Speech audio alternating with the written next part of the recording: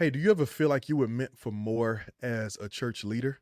Well, guess what? You're not alone. So many leaders in this world are going through the same thing. In this episode, I'm going to help you take the next step. My name is Henry Tolbert, and I want to welcome you to another episode of the Church Systems Podcast. Over the next few episodes, we're going to be talking about the ripple effect. And today, we're talking about 5 keys to unlocking your leadership potential. When we talk about the ripple effect, what we're recognizing is that there is an undeniable link between your personal leadership and the growth and development of your church. And so what we've come to understand is that no matter how good your systems are, no matter how good your processes are, if your leadership is lacking, you will struggle to attract and retain the right people, even some of the people that God has called to walk alongside you. And so today we're going to take just a few moments and I'm going to walk you through 5 simple keys, 5 simple things that you can embrace in order to move forward. All right. So let's jump right into it. Number one, key number one is I want to challenge you and I want to invite you to embrace the journey. Embrace the journey. You know, leadership is a journey. It's not one of those things that you step into it and you got it perfectly the first day. It takes time. I even heard Sam Chan say several years ago. He said, there are 3 really 15-year periods in the life of a leader. In the first 15 years, and I'm paraphrasing here, you're kind of discovering, who you are. You're trying things out. In the next 15 years, you're really refining who you are, getting clear on what you're called to do. And in the last 15 years, you really begin to thrive as you go forward. Now, it may not take you 45 years or 30 years to become a great leader, but I am saying it is a process. It is a journey and it takes time. And I want to encourage you, embrace the journey. Free yourself of the pressure for immediate results and for always feeling like you've got to immediately have it together. I want you to embrace the fact that this thing called leadership, it takes time. It is a journey that we go on. It is a journey that we walk down. And as you continue to embrace this journey, you'll begin to see progress. I don't know about you, but man, when I look back over my story, I look back over my journey, there are so many times where I can see I made mistakes, right? But here's the thing, you've got to keep growing as a person. Your goal is to keep growing as a person. I look back on situations between people where I made mistakes, things that I could have done so much better. But I kept growing as a person. And I encourage you to do the same. Just keep on growing, keep on getting better, keep on understanding that, you know what, if I'm going on a road trip, as soon as I get in the car, I don't want to be like my kids in the back seat asking from the moment we leave the driveway, are we there yet? Clearly, we're not there. It's a journey. Embrace your wisdom and your understanding of what a journey is, and understand that it's going to take time to get there, but every day you can move just one step closer. Every day you could take a step in the right direction.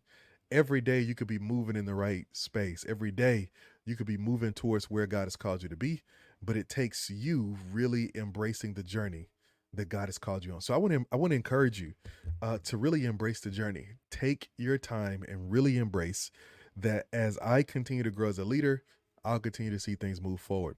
I also want to talk about, and I want to encourage you to embrace the journey for your church. Maybe your church isn't where you want it to be just yet or where you thought it would be by this point. Maybe there's some challenges that you thought would be solved by now. I want you to understand it's a journey. As you as a leader begin to go on this journey, as you and a leader begins to move forward, guess what? So will your church. Your church will take your lead. And I know sometimes it doesn't feel that way, but your church will take your lead. I remember years ago, I was talking to this amazing man of God who has since gone to be with the Lord, Minister Lynn Dawson. At the time, he was the athletic director at Grambling State University while I was a chaplain there. And I was a young church planter, and I was complaining to him about just some of the things that I was seeing in the church. And our church we weren't even a year old yet. But in my impatience and frustration, I was complaining to him. And I'll never forget his words to me. He looked at me and he said, keep on leading. He said, because in 3 to 5 years, the people that you have and the church will begin to look like you in your leadership. He said, it just takes time. Just keep on going. And so I pass that encouragement to you. Keep going. Keep on going forward. keep on leaning into the journey and understand as you grow and develop as a leader, as how you organize change, so will the church. As how you lead changes, so will the church. And so you've got to embrace the journey. That's key number one. Embrace the journey. All right. If you're rocking with me, I want you to put in the chat, just say embrace the journey. Say embrace the journey. All right. Number two, key number two is you've got to unlock your potential. You've got to unlock your potential. You know, what's true with most leaders is that there are things inside of you that you have not yet realized. There are things inside of you that you hadn't been able to execute yet. There are things inside of you that maybe you just haven't seen yet. And one of the things that I want to encourage you to do is truly unlock your potential. Give yourself the freedom. Give yourself the opportunity to become who God called you to become. Here's a question I always ask myself is I say, man, who would I be if I gave God 100%? Come on, put that in the chat. Put that in the comments. Who would I be if I gave God 100%? And that's a question I have wrestled with for years and years and years. And today I'm passing that wrestle on to you. Who would you be if you gave God 100%? I know who you would be. You'd be somebody very different. I know who you wouldn't be, the same person you are today. But that starts with unlocking your potential. You've got to start to look at the areas in your leadership where you know you fall short, but also look at the areas in your leadership where you're really strong and give yourself permission to go all in on it. You know, I think one of the mistakes that I've discovered recently over the past couple of years is that I've always made the mistake of trying to hide or spend all of my time working on my weaknesses. And while I think we do need to work on our weaknesses, especially in ministry, if there's any area where we're not like Jesus, we need to work on it. But I think we could also be better served if we spent more time amplifying our strengths. If we spent more time doing well what we did, right? So one of the things I see often is that many of you were trained, you're in a generation that was trained to be great preachers. Great preaching is the thrust and was the thrust of leading a great church. And even though that has since changed, preaching is still your strength. And you want to work on your administration, you want to work on your communication with people, you want to work on your leadership and follow up, you want to work on your delegation, all those different things. And you need to work on those things, especially delegation. You need to work on those things. But maybe you also need to amplify your ability to share and to communicate the gospel. So that's why you need to preach, keep on preaching strong messages on the weekend, but turn those messages into clips for the week. Turn those messages into Q&A for Bible studies and small groups. Turn those messages into resources that people can download and take home. If that is your strength, amplify your strength. That's how you unlock your potential. Give yourself the freedom to fully spread your wings. Yes, there are some areas where you need to grow. But to be honest with you, if you really want to expand, one of the things that you can do is begin to surround yourself with people who are strong where you're weak, right? You don't have to be everything. You don't have to be perfect at everything, but you do need to unlock your potential and allow your strengths to really shine. All right. So key number 2 is I want to challenge you to unlock your potential. Key number 3 is celebrate other leaders. I want you to celebrate other leaders. Let's break this down. Here's what I mean by that. I'm not just saying go around saying how good they are and how bad you are. I'm not saying that at all. What I'm saying instead is that what you ought to do is to learn to recognize good things in other leaders, but then to also ask yourself, how can I take some of those qualities that I see, that I like, that I admire? How can I take them and begin to bring them into my own life? And there's a couple of ways that you can do that. And I use the word celebrate intentionally. A couple of ways that you can celebrate other leaders. Number 1, take a moment to let some other leaders see and know about the value that you see in them and their leadership. Sometimes it's just a DM like, hey man, I love the way you lead. Keep doing what you do, man. You're an inspiration to us all, right? It's just simple things like that to keep letting people know, hey, look, I see you. Hey, I celebrate what God is doing in you. Number 2 is every time you see something in somebody, instead of allowing it to frustrate you, instead of allowing it to make you look at yourself and go, well, see what you're not doing, take a moment and just write what you see. Just write down what you see, why it seems to impact you so much, and then go on to a journey to begin to celebrate by inviting those things into your life, by practicing those traits, right? You like how a leader communicates, go through their social media pages and just take note and study how are they communicating? What are the things that they're communicating? You see another church and you like how they communicate from week to week. Go and look at the examples of what they're doing. If nothing else, download those examples. And when you get with another leader, when you get with some support, when you get with somebody who can help you do those things, right, you have some examples to say, let's do it. I know that's one of the things that probably frustrates, for example, graphic designers to no end is that we hire them to do jobs and we say, hey, I want a flyer for this event. And we don't give them much information about the event. We might tell them the date and the theme and stuff like that, but we don't give them much. Like, what colors do you want?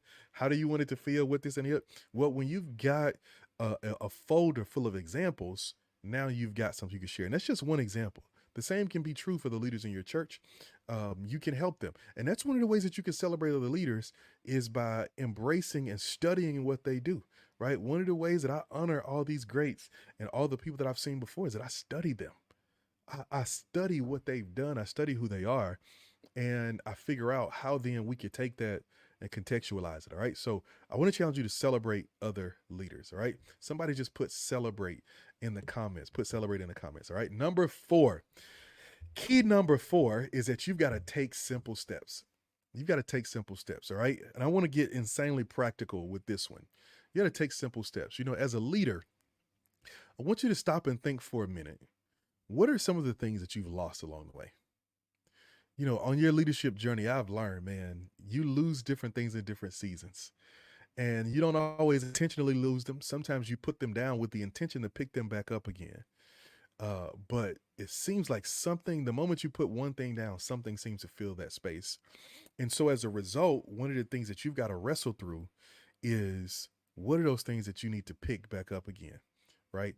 And as you think about taking some simple steps, a couple of things I want you to do. Number one is that I want you to go back and I want you to look at the things that you feel like you've lost along the way. I hear from so many leaders, man, I used to be creative. I used to love going to visit people. I used to love spending time with people. I used to love doing these things. I used to love investing in people. But along the way, stuff happened. Along the way, I lost a bunch of people that I poured a lot of time and energy into, and now it's harder to do it. Along the way, I had a lot of my creative ideas shut down because people just wouldn't go along with me when I had them, and so I kind of stopped being creative. Along the way, I used to have a lot of energy, man, but COVID wore me out, and I just be honest, I still haven't recovered yet, so I changed. I used to have all this innovation, and I used to love to host events and do things for people, but they stopped coming.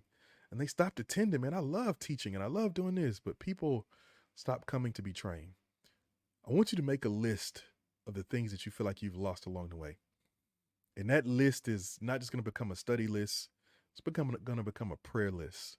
I want you to pray over that list and I want you to invite God to restore those things to you. Restore back to you that joy that you had, that creativity, all of those things. And maybe it needs to be recontextualized and maybe it needs to look differently. But I want you to ask the Lord about those things that you've lost. The second thing is that I want you to intentionally put together a simple plan for you to grow in the areas where you need to grow, right? So for example, if you need to grow in the area of delegation, I want you to get some help from somebody who can help you be a better delegator. Now, I think this will work best if you got this help from somebody outside of your church, from somebody outside of your organization, so that they can hold you accountable. They can give you some keys and they can give you some support as you work through it. But get some help.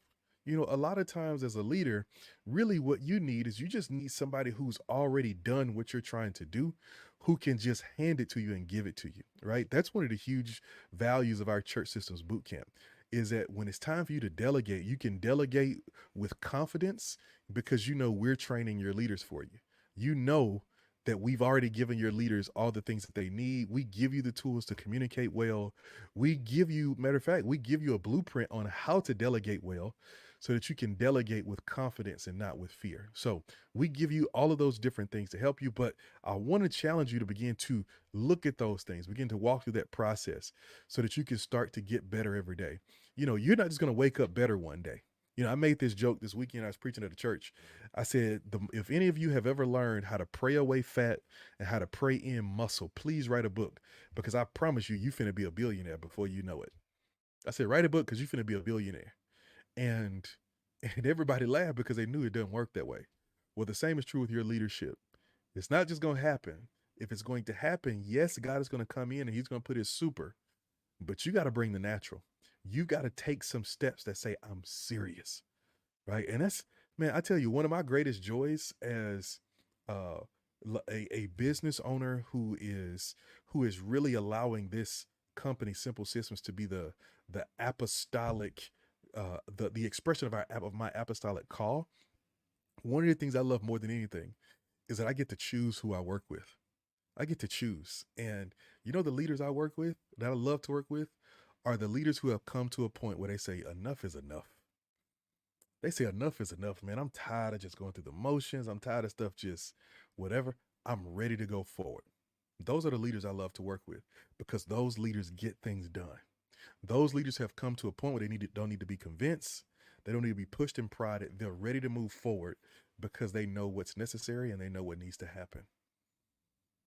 And so I'm inviting you to come to that place where you come to that place where you say, all right, it's time for me to take a step. All right. So 2 simple steps. Number 1, go back and review what is it that I've lost. Number 2, take a step. Put together a plan for you to grow personally. If you don't grow personally, you'll see that you become a barrier for the church. John Maxwell calls this the law of the lid. And he says that no organization can grow beyond the capacity of the person who's in charge. Well, guess what? As a senior leader, you're the person in charge. No church can grow beyond your leadership. They can't grow beyond your capacity.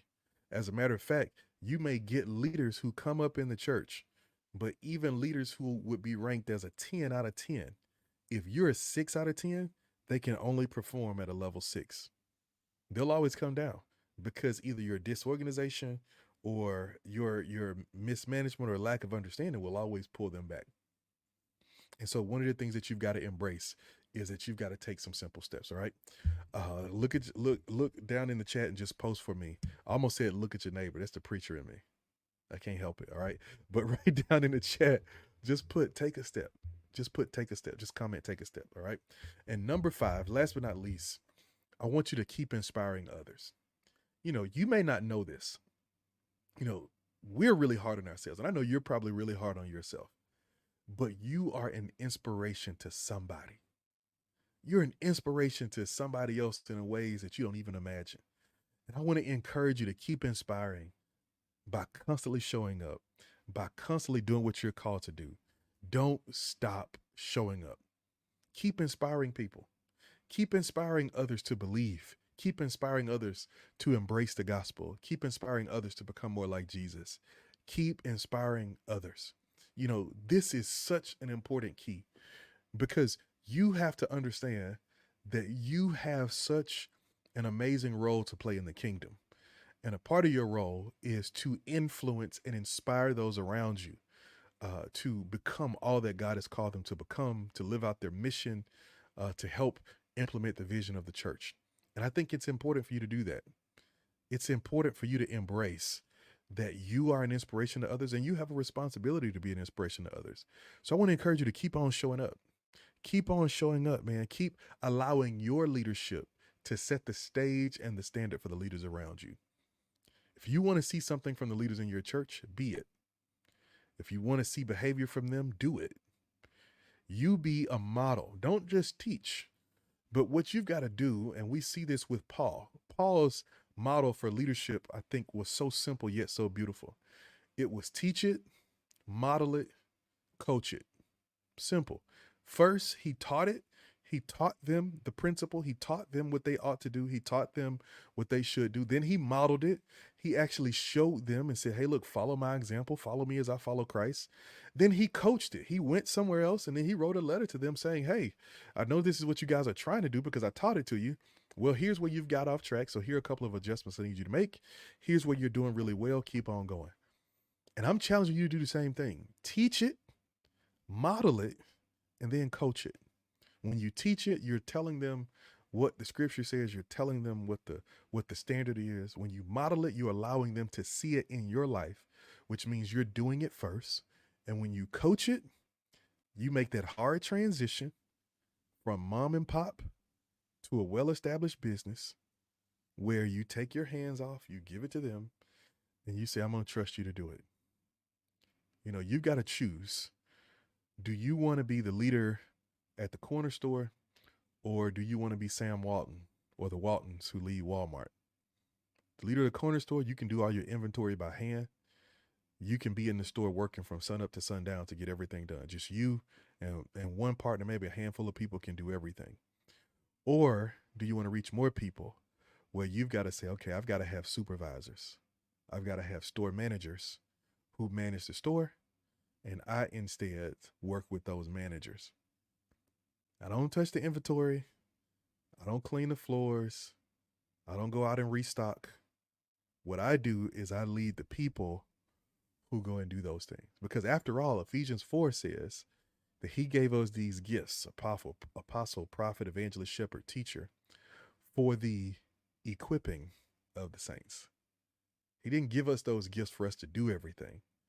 He gave us those gifts so that we might impart into others who then go out and do the things that God has called them to do. All right. So here's your last key. You've got to keep inspiring others. All right.